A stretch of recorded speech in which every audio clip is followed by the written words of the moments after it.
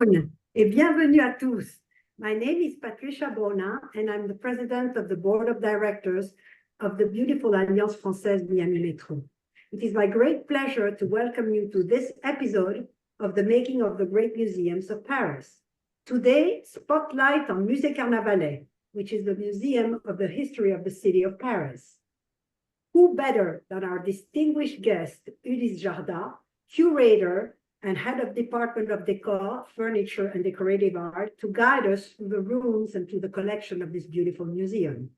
By now, you know the webinar routine. The details and the how-to are in the chat. But don't forget to ask your questions. They will be answered at the end of the presentation.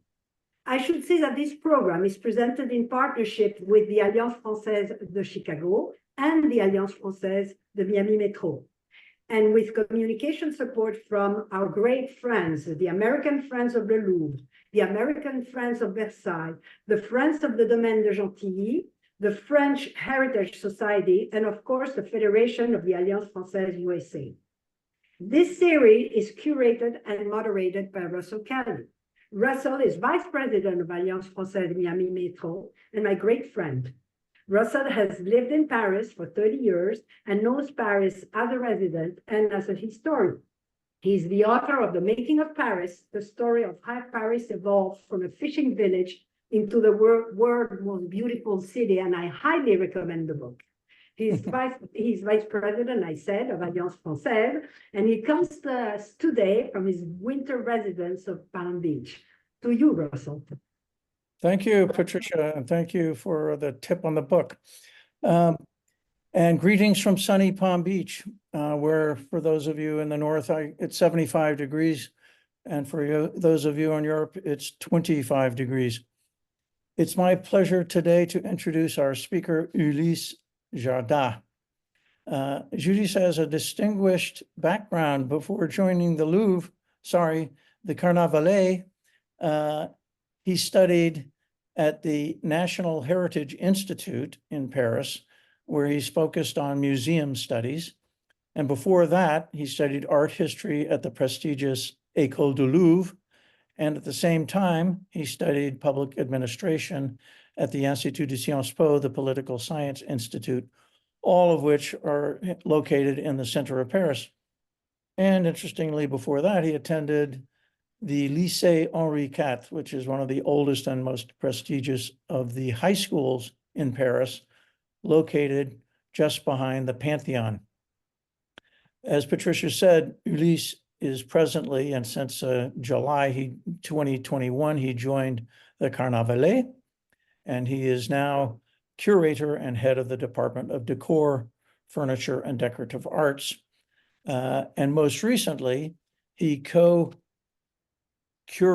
and co-authored the related catalog for the Carnavalet's current exhibition on the Regency in Paris, which I highly recommend to you. But you had better hurry because it ends at the end of this month. À vous, Ulysse. Hello, everyone. Thank you very much, Russell, for the introduction. And thank you, the Alliance Française, for the invitation. It's a pleasure to be with all of you tonight. I will talk for about 45 minutes, and then I hope we can discuss together. And I imagine we'll have many things to ask about the Carnavalet Museum, in which I'm so happy to have been appointed as a curator only 3 years ago. And as Russell just explained, I'm also curating the current exhibition about La Régence, of which I will talk, of course, at the end of my conference. I will start sharing my screen. Maybe it's the moment. And so tonight I will talk to you about the making of the Carnavalet Museum of the History of Paris. And this museum is actually, as you may know, the oldest museum built and decided by the city of Paris. We have many national museums in Paris, such as le Louvre, le Musée d'Orsay, etc. But the city of Paris has 14 museums, And the first one made by the city of Paris is the Carnavalet, which is in place since 1880. And tonight I say tonight because in Paris, as you know, we already are 7 p.m. So today or tonight, I will talk first of all about the history of the buildings and the making of the collections. Then I will focus on the new Carnavalet Museum. And the third part will be dedicated to the current and future exhibitions. The museum, still called today the Carnavalet, has been since the beginning dedicated to collecting authentic objects which have belonged to many people, many of which have made the history of Paris. Many well-known people with a strong individual and a collective emotional resonance gave their personal items to the museum, or the museums can also buy these personal items. The Carnavalet Museum features mementos of the French royal family and of the revolutionaries era also. It's the most important collection about the revolution times. Two pioneering missions aim to document the transformations of Paris and provide a solid framework for the museum. The supervision of diggings, first of all, and demolitions that added nearly 10,000 archaeological items to the museum, while commissions for paintings or photographs of street and neighborhoods have been also included in the collections. But donations are the main means of acquisition, which makes this museum since the beginning a very special institution directly linked to the people of Paris and to the story of international also persons who may have had an experience, a professional or personal one in the city of Paris, and then who decided to give personal items linked to these personal experiences. Since the museum's creation, tens of thousands of donors have contributed to building and enriching the collections, currently divided among 10 departments. The first donors, such as Jules Cousin, Théodore Vaquet, and Count Alfred de Liville, which beautiful portrait is now part of our collections, even worked for the Carnavalet Museum. And for instance, that is the Count Alfred de Liville, who is one of the first curators, who was one of the first curators of the museum, who decided to give his personal collection to the museum, and his personal collection is now part of, for instance, the Collection Révolutionnaire. Outstanding donations include many different objects we'll see together tonight. For instance, the crypt design for the Imperial Prince by Victor Baltard, actually given by Empress Eugénie herself, for instance, at the beginning of the 20th century. Today, the Carnavalet Museum contains over 600,000 items dating back to prehistory and even to the present times. And today, curators in the museums are still looking for items which could be one day considered part of the history of Paris. And we still have what we call une politique de collecte. We are still asking people to maybe preserve their personal items, their souvenir, in order they would be part one day of the museum. Paintings, sculptures, scale models, shop signs, drawings, engravings, posters, medals, historical objects and souvenir photographs, wood paneling, interior decorations and furniture combine to present the history and to tell the unique story of the French capital. The singular spirit of the site answers a rich, emotion-filled experience to any visitor. But what does Carnavalet mean actually? The name of the museum is directly linked to the history of its main building, the so-called Hôtel de Carnavalet. This building is located at the middle of the Rue de Sévigné, and it is one of the rare examples of Renaissance architecture still in place in Paris, along with the Louvre's Cour Carrée, for instance. Built in the mid-16th century for Jacques des Ligneris, it used to be called at the time the Hôtel des Ligneris. But it was sold in 1578 to Françoise de la Baume, wife of the Chevalier de Carnavenois, who was called Monsieur de Carnavalet, as he was from Bretagne, Brittany. So this non-Breton then was a bit transformed by French Parisian people, and it became the established name of the building, still known today as the Hôtel Carnavalet. So here you have a very interesting view of the hotel in the 18th century. And when you enter the museum, you arrive in this inner courtyard dating back to the 16th century. And we have different architects who worked.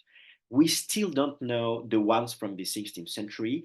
It used to be considered traditionally that Pierre Lescot, who also worked in the Louvre, was the architect of l'Hôtel Carnavalet. Today, people, historians, do not conclude it anymore. And it's the same for the sculptor Jean Goujon, the one who was supposed to be part of the program. Here you can see the Four Seasons. They were considered works by Jean Goujon, and today we only say that there are works in the style of Jean Goujon. Anyway, 1 century later, another architect, the very famous François Mansart, which nephew is Jules Hardouin Mansart, the architect of Louis XIV in Versailles. So François Mansart changed the building. He added new spaces, and starting in 1660, he raised the mansion's porch on what is now Rue de Sévigné, and he created 2 new wings. Here, the view of the inner courtyard show 16th and 17th century architectures coexisting. The main floor, so the so-called premier étage for us, which might be for you second floor, was designed by Mansart with here bas-relief sculptures of the 4 goddesses, Juno, Hebe, Diana, and Flora, by Gérard van Opstal, a sculptor who also works in Versailles and also in decorations which were then transferred to the museum. We'll talk back about him a bit later. You can basically understand how these 2 centuries still live together in the architecture, with both fenêtres à meneaux, so mullion and windows with bigger openings than the small pane windows from the 16th century. So the so-called Lescot part and the so-called Mansart part can still be identified today.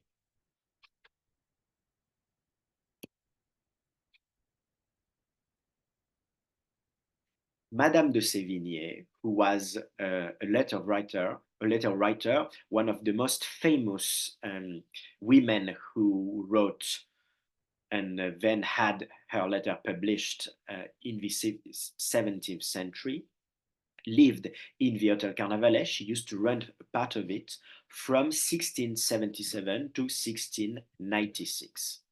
And she said, je suis logée à l'hôtel de Carnavalet, c'est une belle et grande maison, je souhaite d'y être longtemps. I'm staying at the Hôtel de Carnavalet, it's a beautiful and grand house, I hope to be there for a long time. She wrote such a letter to her daughter and actually stayed in the hotel until 1696, the year of her death. and we will, within 1 year, we'll have an exhibition focusing on Madame de Sévigné and her time in Paris. The architecture of the Hôtel Carnavalet became so famous that the hotel was then included in Blondel's Architecture Française, a reference book illustrating the most famous French mansions already built, published in the middle of the 18th century, as you can see in this engraving, which is part of our collections.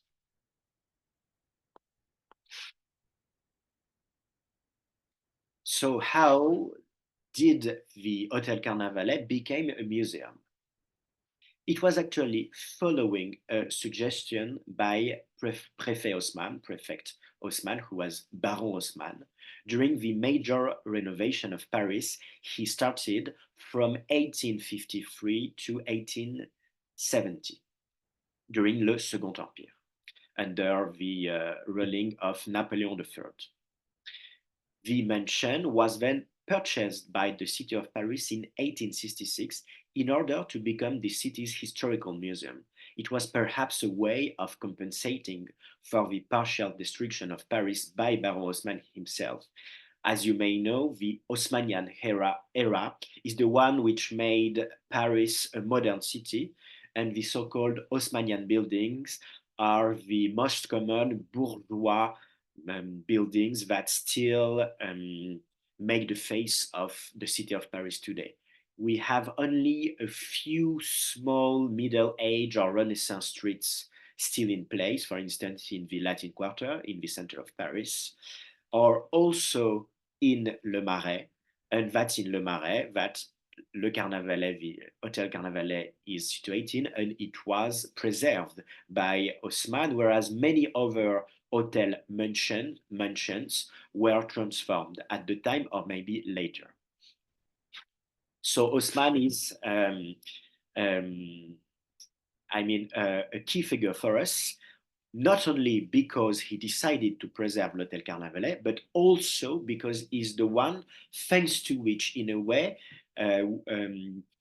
many buildings were actually destroyed. And he's also the one, thanks to which many wood panelings, for instance, were then bought by the Carnavalet museums, but also by many American museums who had the opportunity to buy these wood panelings in Paris already at the end of the 19th century or still at the beginning of the 20th century. And that's in a way thanks to Haussmann that you have today the so-called period rooms in many American museums. And that's also why we have the first period rooms made ever, the first permanent ones in the Carnavalet, but we'll talk to it a bit later. First of all, I will tell you the story of the first collections of the museum. Many pieces, many artworks, wooden panels, antique decorations had already been collected and stored in the attics of Paris City Hall before being added to the museum's collection, as was previous. But as the City Hall burned down in 1871 under La Commune de Paris, everything disappeared. La Commune de Paris is occurs at the end of Le Second Empire after the war, which was lost against Germany, and that's a moment of revolution in Paris.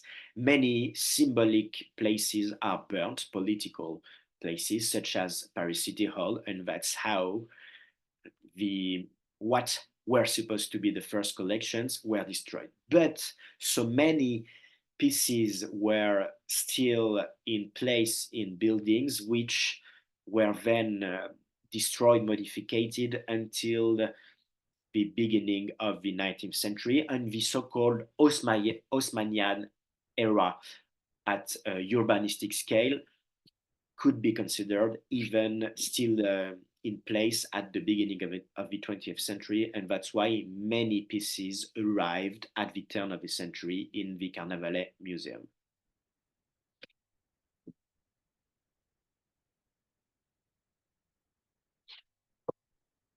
it was not until 1880 that the museum finally opened its doors to the public during La Troisième République. And as I already said, it's the first museum opened by the city of Paris. Sorry.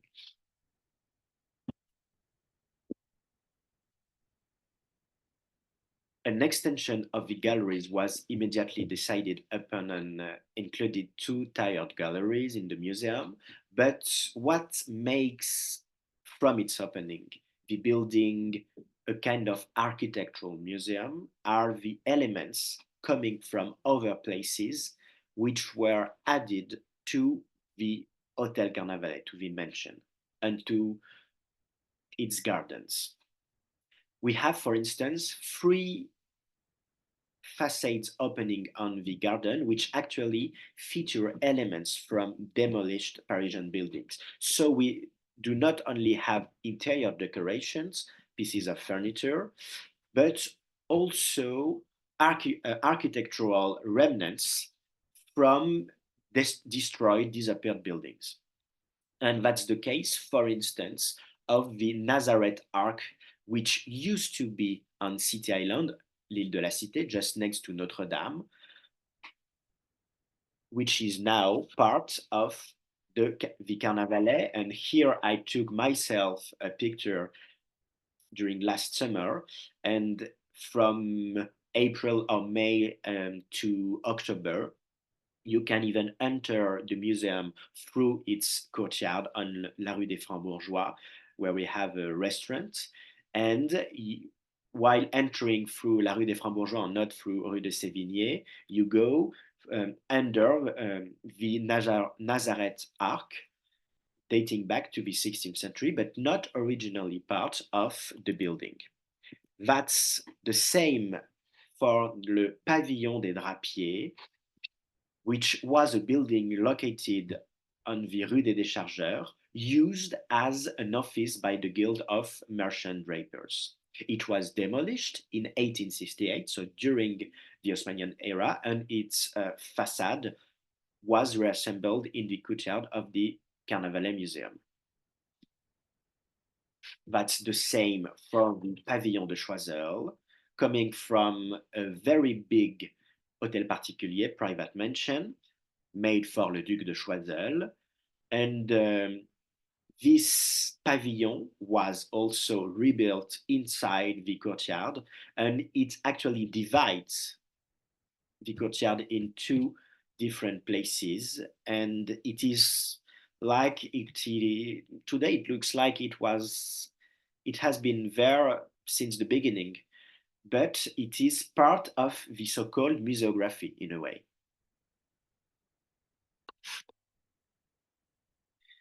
Other pieces are still today museum pieces, parts of the aesthetic of this monument. Several sculptures have been transplanted from their original sites to the museum. Also monumental ones, such as the statue of King Louis XIV by Antoine Coisbeau, which was formerly located in the center of Paris City Hall. So after its burning, such sculpture was still in place and it was transferred to the museum. And that's the same, for instance, for this big monumental bas-relief of King Henry IV by Le Maire, formerly located also at Paris City Hall. That's also the same for La Victoire by Louis-Simon Boiseau. So this allegory of victory made at the beginning of the 19th century, which is now part of the so-called Cour de la Victoire in the museum, whereas a replica was made to still be placed today on the Place du Châtelet. And that's the case for many Parisian monuments, many public sculptures, when they are considered still today by curators of the city of Paris or colleagues in charge of heritage as too fragile maybe to be still in place in public places. They are then transferred to the museum, and we may make copies in order to be replaced on their original location. But maybe the most famous rooms in the Carnavalet Museum are the ones made by Charles Lebrun. Inside the Hôtel Carnavalet, the exhibition pathway includes even the painted ceilings and sculpted panels, as well as decorative wood paneling from many different Parisian interiors, which are, as I already said, not original from the Carnavalet Museum.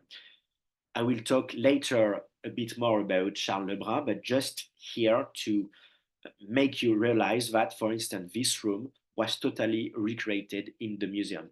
It could be considered as a period room, as for instance, furniture is not original, but all the decoration comes from a single monument, not in place anymore today in Paris.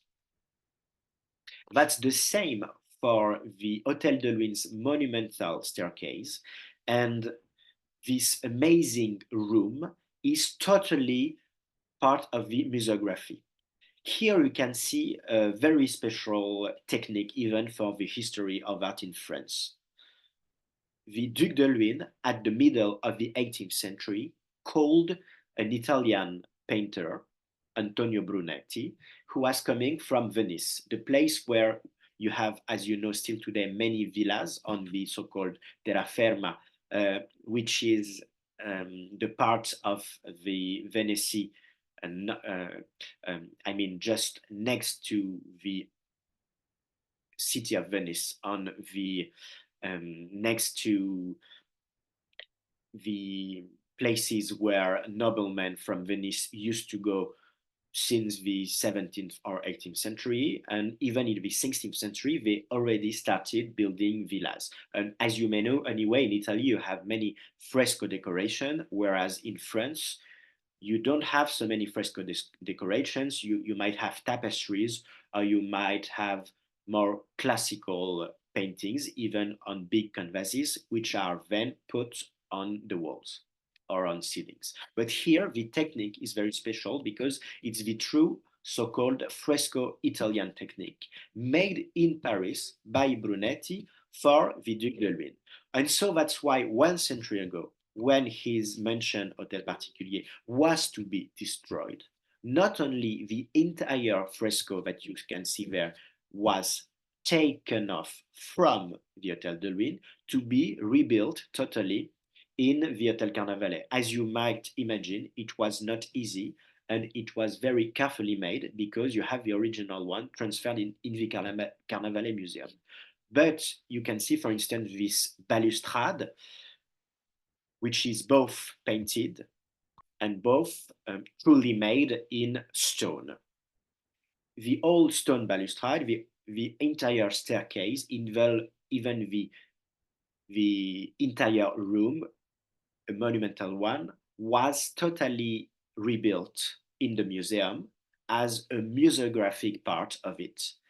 And it is still a part of the disappeared Hôtel de Luynes, which can be discovered by visitors who actually go through the staircase just as if they were in the Hôtel de Luynes.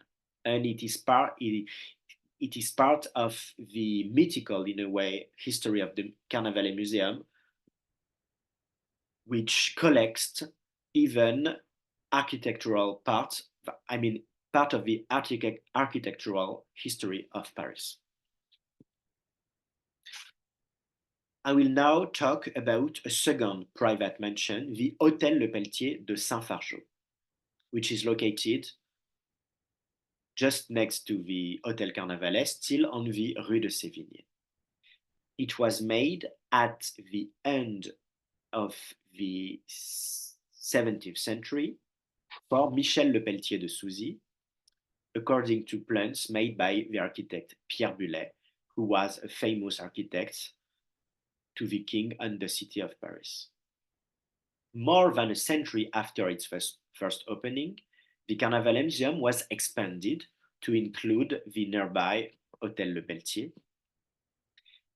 This building was annexed to the museum, open to the public in 1991 only, so recently, even 1 century after the first museum opening. It was a way for my former colleagues to present many new period rooms, many important decors, which had already been given to the museum even years before, but which could not be put in the Carnavalet hotel, already full of collections. That's why the city of Paris gave to the museum this very big Hôtel Particulier, where today the collection chronologically starts with the Revolution era and goes through contemporary times. It's at this time that Fouquet jewelry shop, that we'll see later, or the barroom from the Vendel mansion by José Maria Sert were installed in the museum. We still have a monumental staircase in the Hôtel Le Pelletier de Saint-Fargeau, which is the original one. And compared to the Carnavalet mansion, which today is transformed by the history of the museum, as we have seen together, we have many architectural parts transferred to the museum, which make the Carnavalet a very eclectic place. In opposition, the Hôtel Le Pelletier de Saint-Fargeau remained the same until the 20th century, until today. And for instance, this monumental staircase is the original one. I will now talk about the renovation. It will be the second part of my talk. You can see here the interior of the Carnavalet Museum with a firehouse during the First World War. In 2016, the museum was closed to the public for its first major renovation. Showcased in an exceptional historical setting and now accessible by all types of audiences, the Carnavalet was reopened only 3 years ago in 2021. We have a new architectural setting made in association with Snohetta and the Agence Nathalie Crinière. They carried out the entire restoration of the museum in order to update the visitor experience and making the museum a key part of the cultural landscape, not only in Paris, in France, but as we hope, at the global scale. Renovation focused mainly on the building's facade, openings, passageways, and some of the wood flooring, on redesigning the visit layout, and on adapting the building to the 21st century by upgrading standards and creating vertical decorations, elevators basically, and new areas, such as this one, which is the so-called Science Gallery, Galerie des Enseignes. We even added a new touch with grand stairways that opened the museum into the modern era, and you can see at the end of this first Galerie des Enseignes, this monumental stairway, which was designed by Snohetta. Here, I like this view of another grand stairway from the Salon Vendel in the Hôtel Le Pelletier de Saint-Fargeau. These new stairways also make the two Hôtel Particulier mansions linked together, because they are still separated today by actually another building, which is a high school.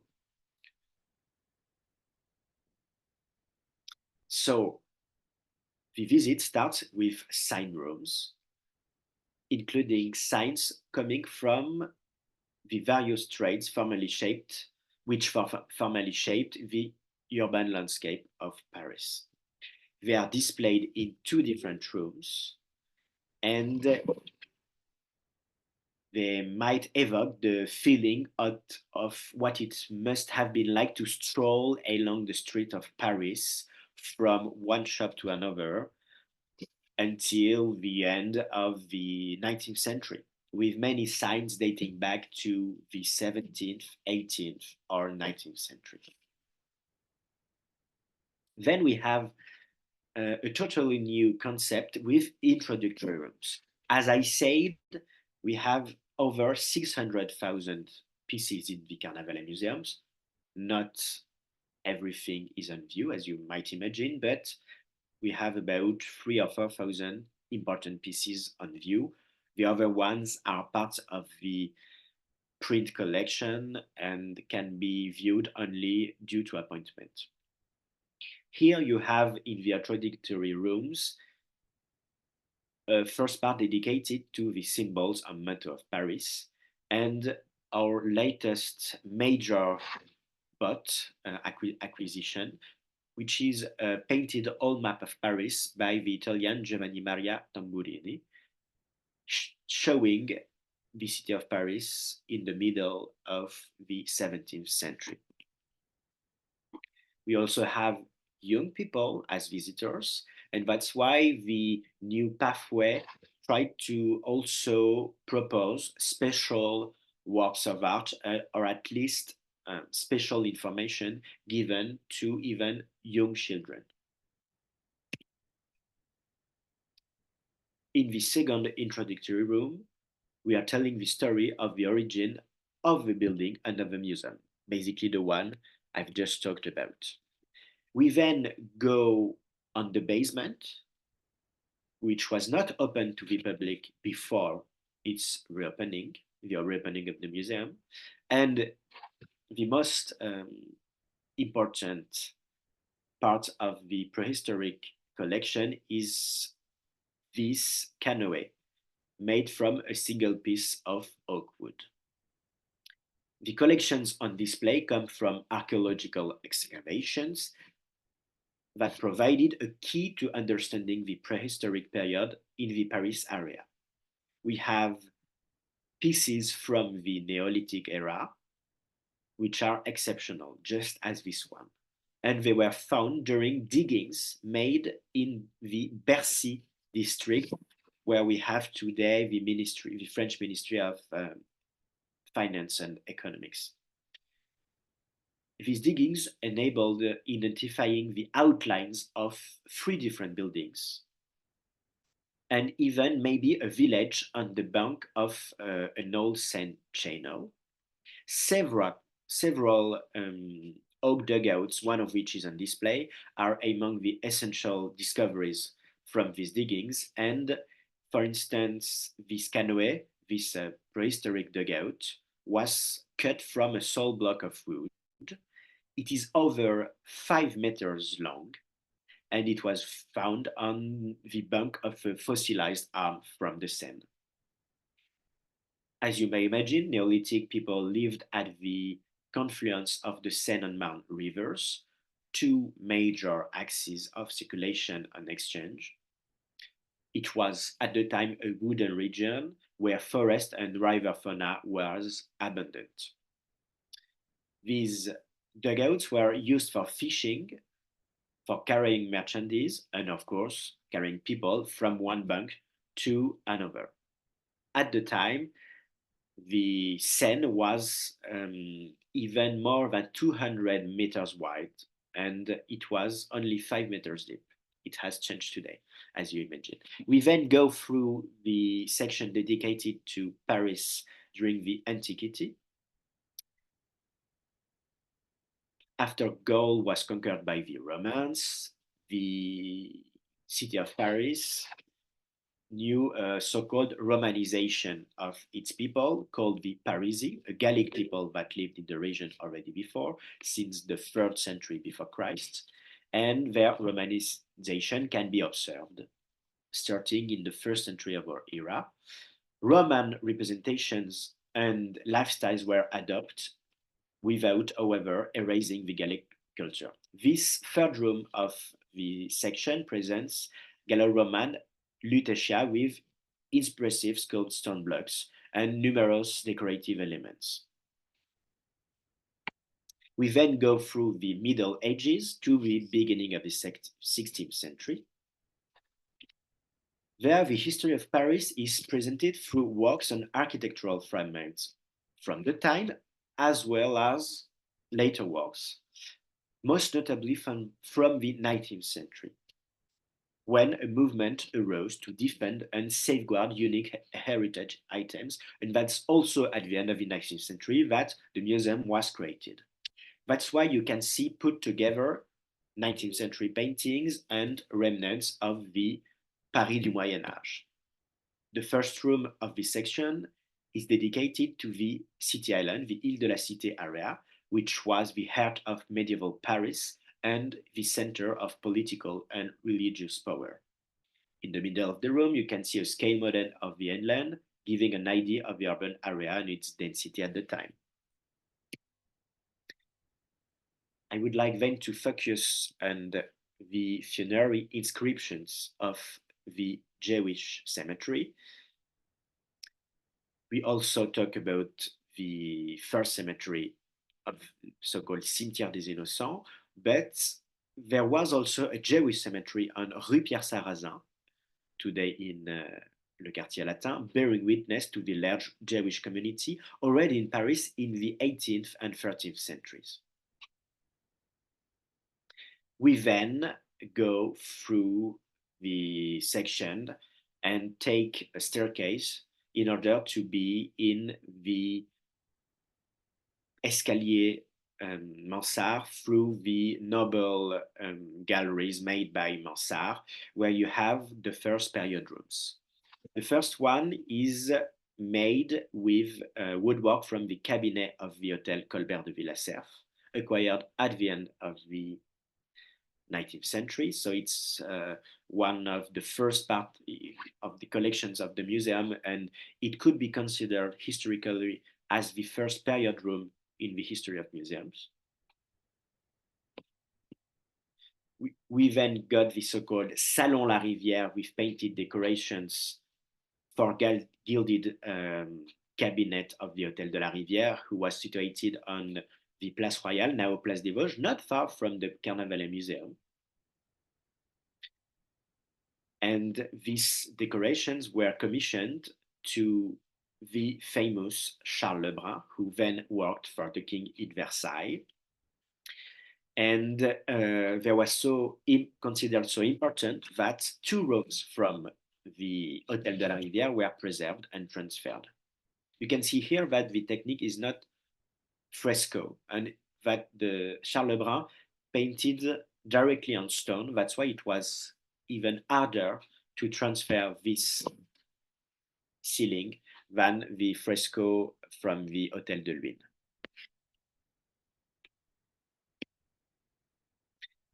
This Salon de la Rivière was already known at the end of the 17th century as the most gilded one in Paris, as you can still see today. We then go to the 18th century period rooms. We have many ones, and the most famous ones might be the so-called Bouvier rooms. The years from 1730 to 1750 are presented in 6 period rooms, so known as the Bouvier rooms, taking their names from a famous Parisian antique dealer from the middle of the 20th century, the so-called Henriette Bouvier, about which you can find many more information on our website. And I had the chance to curate recently an online exhibition about Le Fond Henriette Bouvier and about the history of this woman who made this important collection entirely given to the city of Paris in order to fill the rooms of the Musée Carnavalet and to make 18th century part of the museum also a period room path. At the end of the 18th century, Paris had a very important architect, the young Claude Nicolas Ledoux, who arrived in Paris before his 30s and he opened first the Café Militaire in 1762 for officers. It was located on Rue Saint-Honoré, and these wood panelings were already exceptional at the time, and they were the ones who made him famous.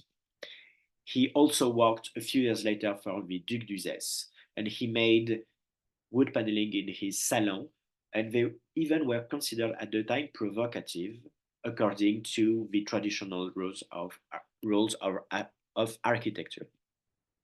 We then talk about important people in Paris at the end of the 19th century, about Benjamin Franklin, who was, of course, la coqueluche des salons at the time, and we have this portrait made of Benjamin Franklin when he was in Paris by maybe Duplessis, a famous French portraitist.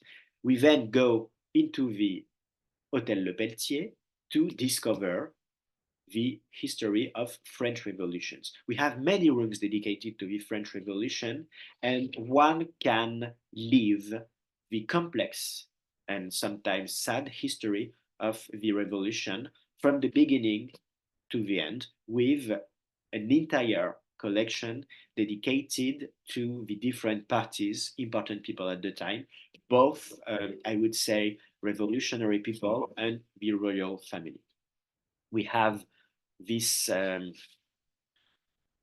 painting considered as made by Jacques-Louis David, representing the famous tennis court off in 1789.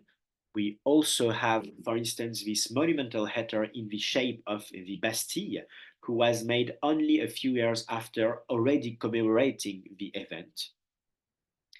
You can see here the entire room. Then we go through the start of the First Republic with the portraits of the martyrs Le Pelletier de Saint-Fargeau, who was also the owner of the hotel before, we mentioned before, and we have a number of historical and memorial items that belonged to important people at the time, both Marais or Charlotte Corday. Here it's her bonnet. And then we go through the 19th century with, for instance, the famous Juliette Récamier, who had a very famous salon at the time, here with a very beautiful portrait made by François Gérard. We then talk about the 1848 revolution with King Louis Philippe's writing desk, which occupies the center of the room dedicated to this revolution. It bears marks resulting from an intrusion by revolutionaries into the Palais des Tuileries, which can still be seen today. And that's why we have works of art which are actually part of our collection because of their historical background and even their marks. We then go through the history of the 19th century, and I already talked quickly about it. We have the so-called imperial crib made for the son of Napoleon III with Princess Eugénie, and it's Eugénie herself, who gave it to the Carnavalet Museum after her visit, because the Carnavalet Museum was already opened at the beginning of the 20th century, and she decided to give back to the city of Paris what the city of Paris made for her at the birth of her child. We then go through rooms such as the Marcel Proust famous bedroom. Here you can see the former display, and then the rebuilt room, even with this view. One can realize that both the bed, the furniture, but also the personal items of Marcel Proust, such as his coat, his very famous coat, of which he wrote a few pages in La Recherche du Temps Perdu, preserved in the Carnavalet Museum. We then go through an impressive boutique, the jeweler store of Monsieur Fouquet, who asked Alphonse Mucha one of the most famous Art Nouveau artists, to design everything in the store. And that's why today the visitors can still enter the shop and go through it in order to even look at the many details of this amazing, typical Art Nouveau room. We then go through the beginning of the 20th century and the so-called Roaring Twenties with José Maria Sert, who made the impressive entire paintings of the so-called Wendel ballroom, because Maurice de Wendel, the great steelmaker coming from Lorraine, asked him to paint on with a very special technique, his ballroom. And we have here different coats of glaze, which he rubbed with a cloth and highlighted with metal powder in order to make it more brilliant. I will now conclude, and I already took too many times, sorry, about the current exhibition, La Régence à Paris, which makes you come back to the very beginning of the 18th century at a very short period of time between 1715 to 1723. And during these 8 years, King Louis XV was too young to be a political leader. As you imagine, he was 5-year-old in 1715, and he had to wait to be 13 to be independent in a way. That's why his great uncle, Philippe d'Orléans, became Le Régent. And Philippe d'Orléans was already very famous for being an intellectual, an artist, and he was the one who made Paris a great cultural city, and he made it the center of the power during La Régence, because he decided to close the Versailles Castle. And before Louis XV would come back to Versailles, Paris knew 8 years of concentrating power, culture, and the arts. And that's why many people from all over Europe and the world came to Paris at this time. You have here a very beautiful painting by François de Troyes showing Didon et Aîné, and showing actually La Duchesse du Maine and Le Duc du Maine, who had one of the most brilliant salons at the time in Paris.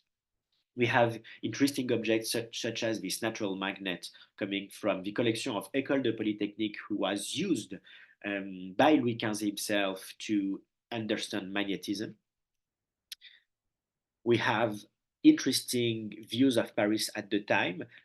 Here we tried to make a dialogue between a digital map of Paris at the time and this beautiful landscape. We talk, of course, about the so-called John Law system, who was an economic and financial try. It was the first time that banknotes were made, not only in Paris, but in the history of the world. And we have, of course, tried to recreate a so-called Régence period room with many important artworks coming both from public and private collections. And here, for instance, the tapestry are shown for the first time to the public. They were bought about 20 years ago at an auction in New York by a French collector who shows them here for the first time. And I will very quickly conclude with this photograph of the so-called Fontaine des Innocents, still in place today of Paris, of which the bas-reliefs sculpted by Jean Goujon are to be preserved in the museum. On the occasion of their transfer, we are making an exhibition about the history of the entire monument and about his so-called programme sculpté. To cut a long story short, thanks very much for your attention. I hope you have many questions, and thanks again to the Alliance Française for such an opportunity to me to present you the Carnavalet Museum and his history and new pathway. Thank you very much, Ulysse, for that very complete presentation about first the architecture of the Hôtel Carnavalet and how it changed over the centuries. I found that particularly helpful personally because I have visited a number of hôtels particuliers in the Marais, and the Carnavalet is unlike any other, but you explained why with all of the additions of the vestiges of hotels and other buildings that were demolished during the Haussmann era, and particularly that remarkable Arc de Nazareth, which is along the Rue des Fonds Bourgeois. So that was very helpful. Also, I think you can close your screen now. Okay. I can stop the sharing. Yes, you can stop the sharing now. Thank you. And also, it was very interesting, your explanation of the museography, which is a word that we don't hear often, of the museum, where you explain the background of the period rooms and how Haussmann not only demolished a lot of things, but he actually did preserve a number of period rooms. And that was I've been there before, but I've never noticed, understood the background of the Hôtel de Luynes spectacular staircase, much less the fresco, and the work involved in removing both from the hotel and installing them in the Carnavalet was extraordinary. And also thank you for taking us through the chronology of the pathway, the parcours of all the historical periods, which is, it's very helpful to know it. So last week we talked to Séverine Lepape at the Hôtel de Cluny, and they also have a pathway. So you can follow your way through 121 rooms of the Cluny to find your way through the Middle Ages. And there's a similar pathway at Carnavalet, but it takes you a lot longer to, first of all, it's a lot bigger. I don't know how many rooms are there in the pathway? 40? Even no, lots more, because we also have smaller rooms, for instance, with the revolution era. We have about 80 rooms. 80, okay. So that is important. And I would just personally say that while you can easily visit Cluny in one go in an hour and a half or so, you cannot do that at Carnavalet. It does take more time to work your way through 80 rooms. So pick a period, would you not agree? And focus on that and come back more than once. I thought it was also fascinating. You mentioned that there's 600,000 pieces in the collection, many of them pieces of paper, but nonetheless, that's a fairly staggering number, with 3,000 on display. And I also thought it was very interesting that there is the politique de collecte, where your collection essentially comes from donations, and it's ongoing, which is also fascinating. And the history of the city of Paris is ongoing. So you continue to add to it over time. And, that's why you had to acquire the Hôtel de Fargeau, Le Pelletier de Saint-Fargeau, to accommodate the expansion. And I, for one, I'm certainly looking forward to the two exhibitions you mentioned. The one about Madame de Sévigné, perhaps the most famous resident of the Hôtel de Carnavalet, and the exhibition on the Fontaine des Innocents. And for those of you, maybe you mentioned it, but it's being restored. Did you mention that? Exactly, and that's why we are making the exhibition, because the restoration involves the taking of the original sculptures by Jean Goujon. So yes, this is a perfect time to do it. It's the Fontaine des Innocents is located right next to Les Halles, So it's well worth visiting. And even if Les Halles doesn't exist anymore, the Fontaine des Innocents does. And the only thing I would add to your presentation is is that restaurant in the garden open Exactly. now? That's why I started and then concluded with the same photograph. Yes. And we have a seasonal restaurant in the garden. So people can even come and can even come back into the garden after the closing of the museum, which closes at 6 even in summer. But the restaurant might stay opened until the end of the evening. Okay, well, on a personal note, I will say it's perhaps the best place to have lunch in the Marais in the summer. So I look forward to revisiting the restaurant along with the museum when we get back Also there. because, sorry. No, I finished. Also because that's why I talked a lot about this courtyard, because the restaurant is located inside the courtyard, and the courtyard is also part of the museum with many architectural pieces which are part of the collection actually. Yeah, well, that was very helpful at the beginning of your talk to explain the various pavillons which were actually transferred to the back of the Carnavalet, which makes it so unique in the Marais Hôtel Particulier. I've forgotten the name of the pavillon. Was it this Pavillon de Choiseul, which Exactly. it's got an arcade on either side of it? Yes, the Pavillon de Choiseul is made by several arcades, and then it has the true pavilion part up the arcades.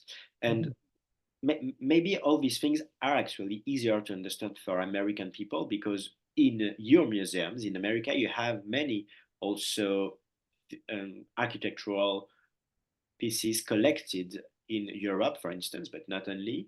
But it's more original for a European or a French museum to have these pieces and these even outside parts rebuilt in the museum. So we have a question about the politique de collecte. How did you decide? Is there a commission or a group who decides what to accept and what not to accept, Of and where course. things might go? Of course, we have a commission in like every museum, at least every big museum, I would say.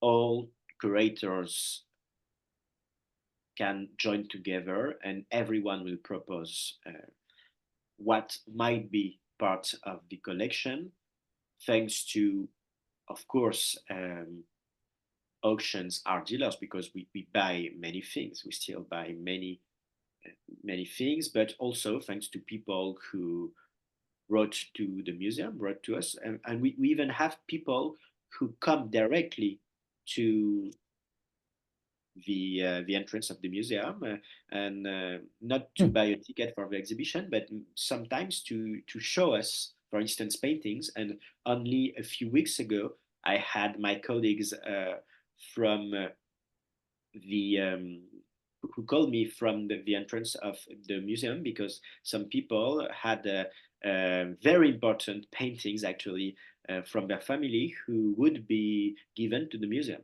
And then we made some research, and we realized that actually these paintings were made by one of Ingres' pupils and were preparatory paintings for a very important ceiling realized by this Ingres pupil, and they will soon be added to the collections. And then you go to a commission, you talk about these different stories actually to your colleagues, and they can say yes or no. Basically, that's how it works.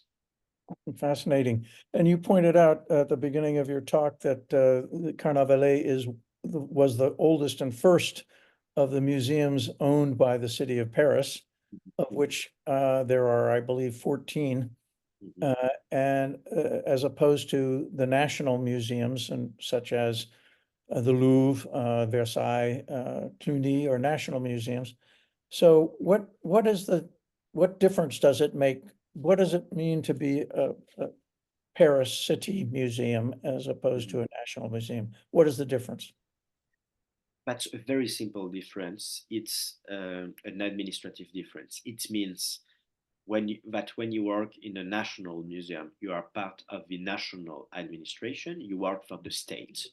Whereas when you are member of Paris Musée staff, because you can call us the Établissement Public Paris Musée, all the single 14 museums have been put together 10 years ago into a single public établissement. And we are just working for the city of Paris and not for the state. Okay. Well, that's very helpful, because we did talk about what it meant to be a public establishment in prior lectures. So the Louvre is a public establishment, Versailles is a public establishment, Cluny is not. And now you've raised an interesting point there. There is a single public establishment for all 14 museums in the city. So that's yet another way to organize things. And does that mean that the collection can be moved around from one museum to another at the will of the city of Paris? That should be, and but we still have our commissions, and for instance, when we want to take works of art from other museums, member of Paris Musée, that's the case for the exhibition La Régence. We have, for instance, important Watteau drawings on loan from Le Petit Palais. We still have to ask a loan, because in a way it's easier for us, as the most important thing is not the administrative state of a collection, but also its history. And it depends on curators, as you imagine. So for us, it's the same behavior. I mean, we need to behave the same with our colleagues, and sometimes it's of course easier to ask a loan from another museum member of our team, I would say, because we have different people who might have worked in different museums of the city of Paris, but also because part of the so-called central staff might work together, and for the insurance also it's easier, but only a few administrative details. At the end of the day, we are all single museums, and we've also single identities, and that's what the Établissement Public Paris Musée tried to make more evident for the public, at least, that all the 14 museums in Paris had a single identity. That's why, for instance, now the Musée Carnavalet is not only called Musée Carnavalet anymore, but it's called Musée Carnavalet Histoire de Paris, because it's not a Beaux-Arts museum. It's an historical museum, even though we have many beautiful works of art. Whereas the Musée des Beaux-Arts de la Ville, so the fine art museums, is Le Petit Palais, for instance. That's very helpful explanation. Thank you for that. And I think we will have to draw the conference to an end. Thank you so much, Ulysse, and I will pass the mic over to Patricia Bonin for closing remarks. Thank you very much. Thank you, Ulysse, for a fabulous presentation, and I think no one will forget your personal library in the back. Thank you, Russell, for making it happen. Thank you to the staff in Chicago and Miami behind the scenes. Thank you to all our supportive partners, and to you, the audience. Thank you for always being with us. I saw a lot of participants down. And je vous dis rendezvous next week, same place, same time, Thursday, February 15. We welcome, I should say again, because he was there last year, Mathieu Deldic, director of the Condé Museum in the Château de Chantilly. So with now, it is a wrap. Goodbye. Thank you very much, Patricia. Goodbye. Yeah, see.